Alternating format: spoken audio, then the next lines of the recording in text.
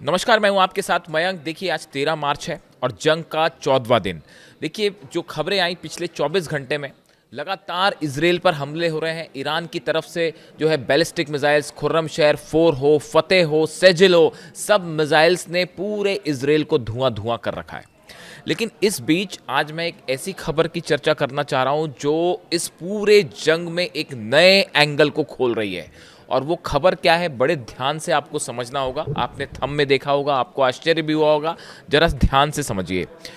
FBI की तरफ से, यानी अमेरिका की इन्वेस्टिगेशन एजेंसी जो है एफबीआई, उसकी तरफ से एक अलर्ट जारी किया गया है और उसमें सीआईए का भी एक जॉइंट अलर्ट है। सीआईए भी उसमें शामिल है। दो सबसे बड़ी एजेंसियां हैं अमेरिका की, जो खुफिया एजेंसियां हैं। इनकी तरफ से एक अलर्ट जारी किया गया है, खासतौर पर एफबीआई की तरफ से। और ये कहा गया है कि अमेरिका में किसी ईरान के रहस्यमय जहाज की एंट्री हो सकती है और उस जहाज के ऊपर से ड्रोन लॉन्च करके अमेरिका के मेनलैंड पर हमला हो सकता है। ये दावा कौन कर रहा है, ये खुफिया खबर कौन दे रहा है? एफबीआई इस तरह का अलर्ट जारी कर रहा है और खास तौर पर कैलिफोर्निया के लिए ये अलर्ट जारी किया गया है। देखिए, बड़ी स्पेसिफिक जानकारियां हैं ये। देखिए, जंग जो है वो मिडिल ईस्ट में हो रही है, ईरान में हो रही है, लेकिन अमेरिका की खुफिया एजेंसियां जिस मुद्दे पर काम कर रही हैं और जो डर सता रहा अमेरिका को, मैंने पहले से इस बात को लेकर कहा था। मैंने आपको पहले भी एक खबर बताई थी इस तरह की खबर, और उसमें देखिए कई एडिशंस है, बड़े ही सनसनीखेज। एफबीआई को ये शक है, ये लग रहा है कि जो अमेरिका का वाटर एरिया है, इसके अंदर जो जल सीमा है, इसके अंदर ईरान का कोई सस्पिशियस जहाज एंट्री कर सकता है और उससे हमला हो सकता है। अब देखिए, ये बड़े सोचने की बात है। पहली बात तो इसके कई एनालिसिस है। पहली बात तो ये है कि भाई, ईरान का जहाज कैलिफोर्निया कैसे पहुंच जाएगा? अमेरिका का पश्चिमी तट, मान लीजिए आप, पश्चिमी तट है कैलिफोर्निया का, जो कि समंदर से जुड़ा हुआ है। कई राज्य हैं अमेरिका के, यानी जो अलर्ट है, खतरा है, वो पश्चिमी सीमा पर है। अब एफबीआई और सीआईए को ये क्यों लगता है कि यहाँ पे कोई ईरान का जहाज आ सकता है? देखिए, बड़ी साधारण सी बात है कि जब ये जंग चल रही है तो अमेरिका के तमाम सैटेलाइट्स इस बात पर नज़र रखे हुए हैं कि क्या कोई जंगी जहाज अमेरिका के करीब ना आ जाए, या कोई सस्पिशियस ऑयल टैंकर जो है वो ना आ जाए। आपने देखा इस तरह की खबरें कि वेनेजुएला से जो जहाज चले थे, उसका अमेरिका की नेवी ने पीछा किया और पीछा कर करके जो है उसमें जो तेल था उसमें कब्जे में ले लिया। या श्रीलंका में आपने देखा जिस तरह से हमले हुए जहाज पे। तो फिर एफबीआई और सीआईए को ये क्यों लगता है कि कोई ईरान का रहस्यमय जहाज जो है अंदर आ सकता है या उससे हमले हो सकते हैं? इसकी बड़ी वजह है, जब एफबीआई और सीआईए ये शक जता रही हैं, इसकी बड़ी वजह देखिए, इसकी वजह यह है, इन खुफिया एजेंसीज को यह लगता है कि ईरान कैलिफोर्निया के आसपास किसी तरह के जहाज को हायर कर सकता है। यानी कि ऐसे कई गैंग्स जो कि अंडरवर्ल्ड से जुड़े हुए हैं, ऐसे बड़े माफिया, ड्रग माफियाज हैं बड़े सारे अमेरिका में, और इस कई स्लीपर सेल्स हैं ईरान के, इसमें कोई शक नहीं है। पूरी दुनिया में स्लीपर सेल्स हैं ईरान के, और इनको एक्टिवेट किया जा सकता है और किसी तरह के शिप को हायर किया जा सकता है और उसके ऊपर से किसी तरह की ड्रोन स्ट्राइक हो सकती है। जरूरी नहीं है कि ये शाहिद ड्रोन हो, लेकिन किसी और तरह का ड्रोन जो कि शाहिद 136 ना हो या शाहिद सीरीज का ड्रोन ना हो, यानी कि ईरान का ड्रोन ना हो, लेकिन कोई और ड्रोन हायर करके उसके ऊपर एक्सप्लोजिव लोड करके हमले हो सकते हैं। ये शक है सीआईए को और एफबीआई को।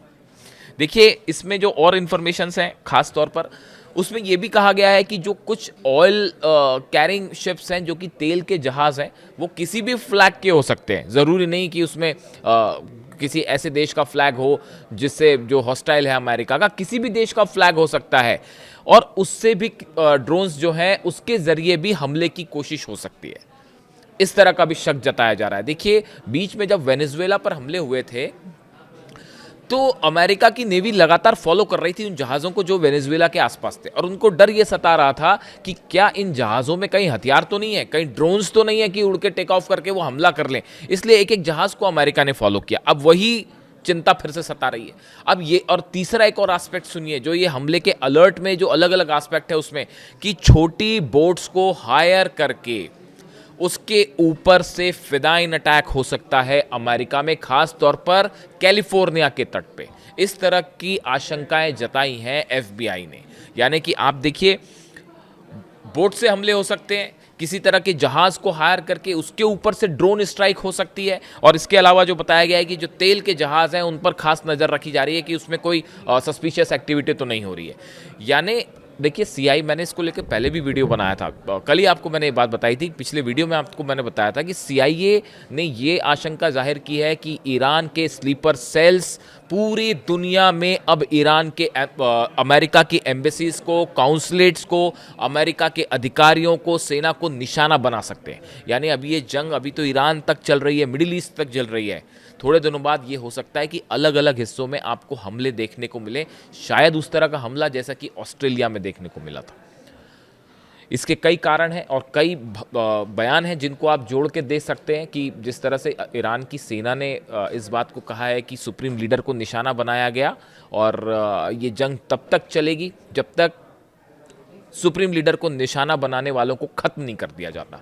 इस तरह के लगातार बयान हैं और एक भारी गुस्सा ईरान में देखा जा रहा है इसके चलते।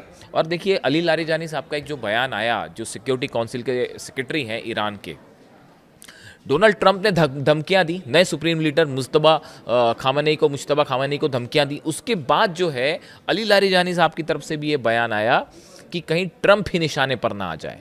ये पहला मौका था जब डोनाल्ड ट्रंप को सीधा ईरान के एक अधिकारी ने ये धमकी दी कि आप भी निशाना हो सकते हैं।